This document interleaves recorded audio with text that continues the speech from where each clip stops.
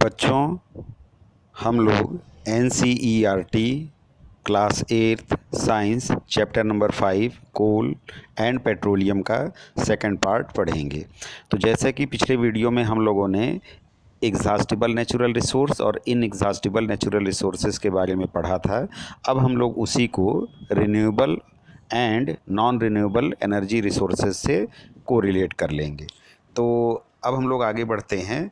देखिए, ये कुछ रिन्यूएबल एनर्जी रिसोर्सेज के एग्जांपल हैं, जैसे कि wind energy, solar energy, tidal energy, geothermal energy, biofuels etcetera. अब यहाँ पे ध्यान देने वाली बात ये है कि solar energy, wind energy, tidal energy, इन सब के बारे में हम लोगों ने फर्स्ट वीडियो में भी पढ़ा था, जहाँ हम लोगों ने देखा था कि ये सब इनएग्जॉस्टिबल नेचुरल रिसोर्सेज हैं। इनएग्जॉस्टिबल मतलब ये कभी ख़त्म नहीं होने वाले हैं। तो इन्हीं को हम लोग रिन्यूएबल एनर्जी रिसोर्सेज भी कहते हैं। क्यों? रिन्यू करना, जैसे कि हम लोग मोबाइल में रिचार्ज करते हैं ना, कि पैसा डलवा दिया, टॉक टाइम ख़त्म हो गया, फिर से उसको रिचार्ज कर दिया। तो ठीक इसी प्रकार से रिन्यूएबल एनर्जी रिसोर्सेज भी होते हैं। अब थोड़ा सा इसकी एक बार डेफिनेशन देख लेते हैं। ए रिन्यूएबल एनर्जी सोर्स या energy resource means energy that is sustainable. Sustainable का मतलब something that can not run out, that is it is endless like the sun. तो जैसे कि रिन्यू होना, अब सोलर एनर्जी है, आप उसका इस्तेमाल करें या ना करें वो लगातार आते रहेगी। रात हो गई फिर अगले दिन आएगा, फिर अगले दिन आएगा। तो इसमें कहीं से भी वो कहीं ख़त्म नहीं हो रहा है, वो लगातार हमें मिल रहा है, वो अपने आप को लगातार रिन्यू कर रहा है। तो इसीलिए ये सब क्या कहलाए? Renewable energy resources. तो जैसा कि क्लास 8th NCERT में सिर्फ दो टॉपिक्स दिए गए हैं, एग्जॉस्टिबल एंड इनएग्जॉस्टिबल, लेकिन अब हम लोग जान गए हैं कि जो इनएग्जॉस्टिबल एनर्जी रिसोर्सेज हैं उनको रिन्यूएबल एनर्जी रिसोर्सेज भी कहा जाता है। ठीक है, तो ठीक उसी प्रकार से ऐसे जो एग्जॉस्टिबल एनर्जी रिसोर्सेज हैं उनको हम लोग नॉन रिन्यूएबल भी कहेंगे। नॉन रिन्यूएबल मतलब कि फिर से रिन्यू नहीं हो पाएगा, फिर से रिचार्ज नहीं हो पाएगा। जैसे कि ज़मीन में जितना भी कोयला है सबको हमने इस्तेमाल कर लिया, तो वो दोबारा इतनी जल्दी नहीं बनने वाला। तो इसीलिए हम लोगों ने उसे वहाँ क्या कहा? Exhaustible natural resource. और अब हम क्या कहेंगे? उसी को नॉन रिन्यूएबल एनर्जी रिसोर्स भी कहेंगे।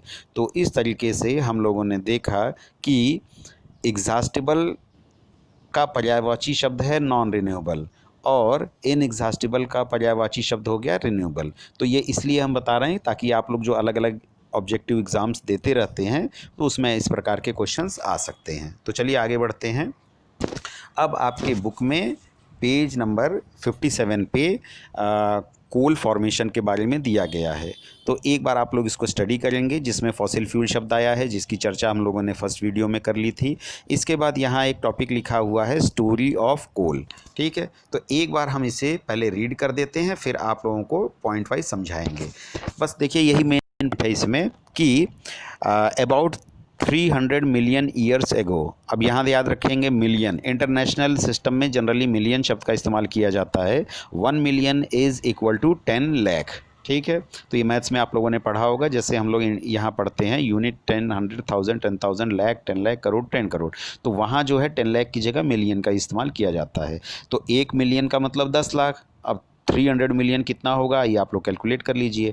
तो about 300 million years ago the earth has dense forest in low lying wetland areas. अब ये लो लाइंग क्या हुआ कि जो धरती की वह सतह जो समुद्र तल से बहुत ज़्यादा ऊपर नहीं है, जो थोड़ा नीचे है, यानी कि जहाँ हमेशा पानी भरा रहता है, वेटलैंड्स। तो ये पूरा पृथ्वी की सतह जो है लगभग पूरी ये डेंस फॉरेस्ट से कवर्ड थी। Due to natural processes like flooding, these forests got buried under the soil. As more soil deposited over them, they were compressed. The temperature also rose as they sank deeper and deeper. Under high pressure and high temperature, dead plants got slowly converted to coal. As coal contains mainly carbon, the slow process of conversion of dead vegetation into coal is called carbonization. अब यहाँ सबसे important शब्द क्या आया? Carbonisation. तो देखिए, ये क्या कह रहा है कि 300 मिलियन, अगर या सिंपल शब्दों में कहेंगे कि लाखों वर्ष पूर्व पृथ्वी पे पूरी पृथ्वी जो है ये डेंस फॉरेस्ट से कवर थी। अलग अलग प्राकृतिक आपदाओं के कारण, घटनाओं के कारण, जैसे कि ज्वालामुखी विस्फोट, आप लोग ये फिगर में देख सकते हैं। ज्वालामुखी विस्फोट होगा तो सारा लावा जो है चारों तरफ बहेगा और पूरे के पूरे डेंस फॉरेस्ट जो है उसके नीचे दब जाएंगे। अगर आप लोग थोड़ा सा हिस्ट्री में इंटरेस्टेड होंगे तो आप पाएंगे कि ये जो माउंट विसुवियस है, विसुवियस एक ज्वालामुखी है, जब इसमें विस्फोट हुआ था तो उस समय उसके आसपास जो छोटे मोटे नगर थे वो पूरे के पूरे लावा में डूब गए और जितने भी लोग थे वो जिस पोजीशन में थे वैसे ही वो लोग उसी पोजीशन में सॉलिडिफाई हो गए। ठीक है, तो इसको माउंट विसुवियस का आप लोग पढ़ सकते हैं। तो अभी हमने देखा जैसे कि प्राकृतिक आपदा, जैसे कि ज्वालामुखी विस्फोट होना या भूकंप आना या फिर लैंडस्लाइड। अब ये फिगर ध्यान से आप देखिएगा, ये पहाड़ी की का ढलान है और पूरा फॉरेस्ट है, लेकिन एकाएक सारी मिट्टी ही जो है भूस्खलन हो गया है, बह गई है, तो ये सारे जंगल जो उस मिट्टी पे थे वो नीचे दब गए हैं। तो इन विभिन्न प्रकार की प्राकृतिक आपदाओं के कारण जो डेंस फॉरेस्ट थे वो अक्सर ज़मीन के नीचे दब जाया करते थे। अब जब वो ज़मीन के नीचे दब जाएंगे तो उनके ऊपर लाखों टन मिट्टी आ जाएगी। ये मिट्टी जो है धीरे धीरे भी आ सकती है या एक झटके में भी हो सकता है। ठीक है, तो ये मिट्टी जब ज़्यादा हो जाएगी तो इसके कारण बहुत ज़्यादा प्रेशर डेवलप होगा। अब जो वेजिटेशन यानी कि जो प्लांट्स हैं जो दब गए हैं उसे हम कहेंगे वेजिटेशंस। अब ये जो डेड वेजिटेशंस हैं इनके ऊपर बहुत ज़्यादा मिट्टी का दबाव होने के कारण यहाँ हाई प्रेशर की कंडीशन डेवलप होती है। हाई प्रेशर के कारण कंप्रेशन होता है। ठीक है, जैसे आप फ़ोम को ले लीजिए और उसको दबाइए तो वो स्क्वीज़ कर जाएगा, तो वैसे ही मिट्टी के दबाव के कारण हाई प्रेशर हुआ, हाई प्रेशर के कारण कंप्रेशन हुआ और कंप्रेशन के कारण वहाँ हाई टेम्परेचर भी डेवलप होता है। तो कंडीशन क्या बनी? हाई टेम्परेचर और हाई प्रेशर।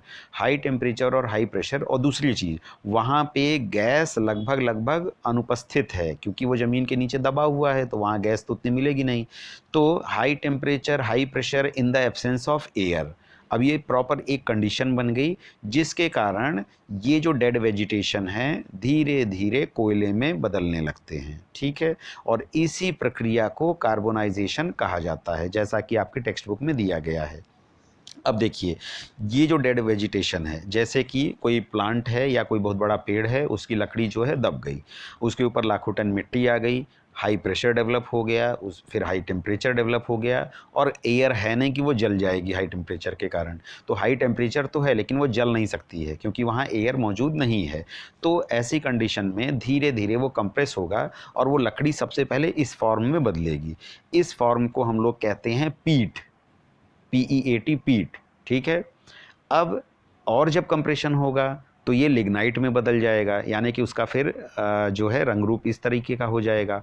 और हाई टेम्परेचर प्रेशर होगा तो फिर ये इस तरीके से होगा, और अल्टीमेटली ये किस में बदल जाएगा? ये लास्ट इस फिगर में। तो ये चारों फिगर देखिए, ध्यान में रखिएगा, ये चारों ही कोयले का रूप हैं। ठीक है, अब ये चारों कोयले का रूप हैं, तो कोयला आखिर क्या है? आपकी बुक में भी इसकी डेफिनेशन दी गई है, और थोड़ा सा हम लोग अब ज्योग्राफी की तरफ भी चलते हैं तो वहाँ भी इसकी एक डेफिनेशन दी गई है। तो अभी हम लोग जो है हम आपको डेफिनेशन बता दें। Coal is an organic sedimentary rock that forms from the accumulation and preservation of plant material। ठीक है, तो ये ज़्यादा डीप में नहीं जाएंगे, सिंपल इसका मतलब ये आया कि कोयला क्या है? ये एक प्रकार का सेडिमेंट्री रॉक है।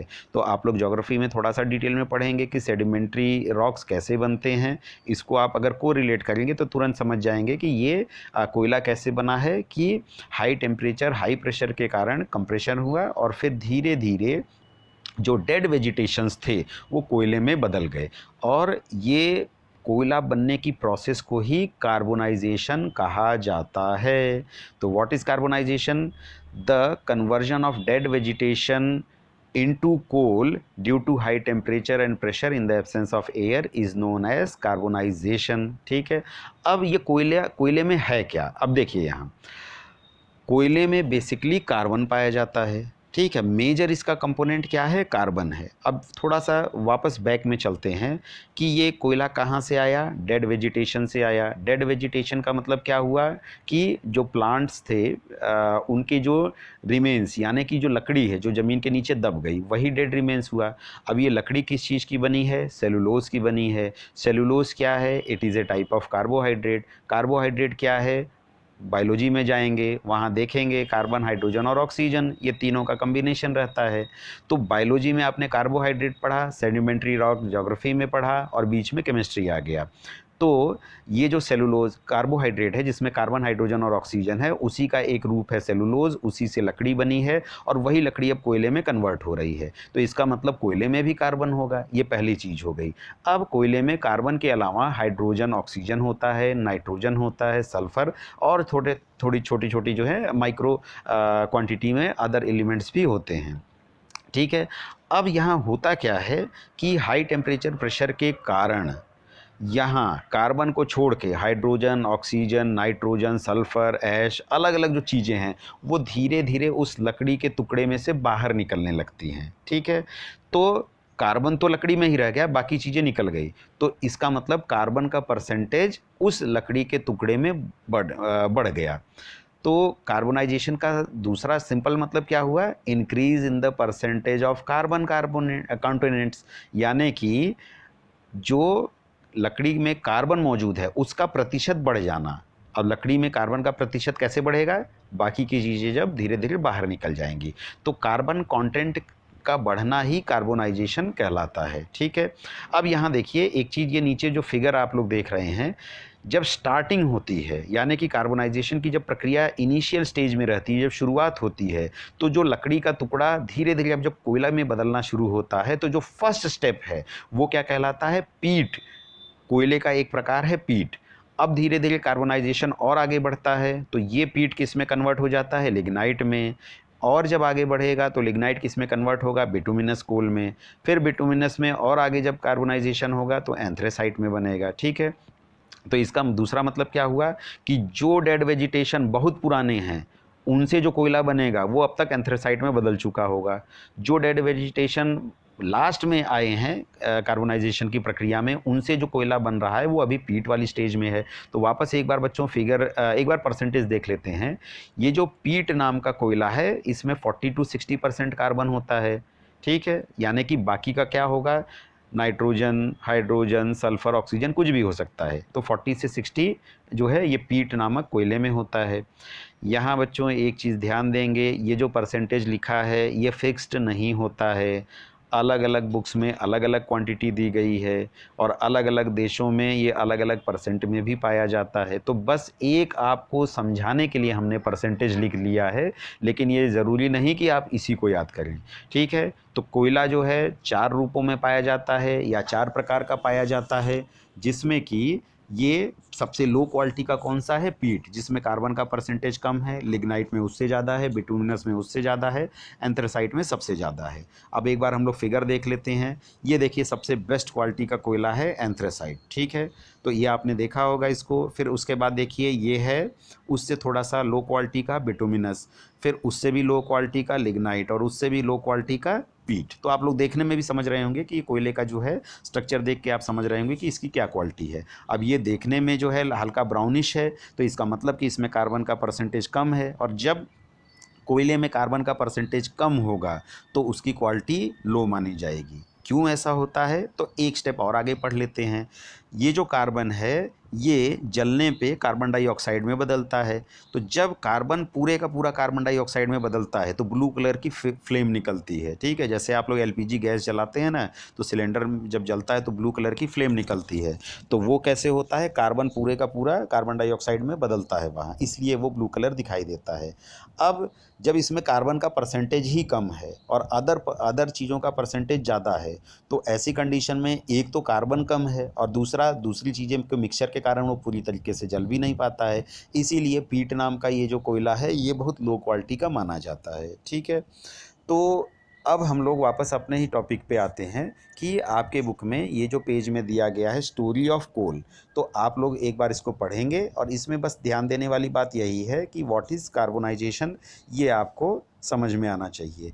तो कार्बोनाइजेशन क्या हो गया, the slow process of conversion of dead vegetation into coal is called carbonization. और अच्छी डेफिनेशन चाहते हैं तो the slow process of conversion of dead vegetation into coal due to high temperature and high pressure in the absence of air. ठीक है, इसको carbonization कहते हैं। कार्बनाइजेशन कैसे हुआ? तो जैसे कि इसमें लिखा हुआ है, लाखों वर्ष पहले पृथ्वी जो है डेंस फॉरेस्ट से कवर थी, घने जंगलों से आच्छादित थी।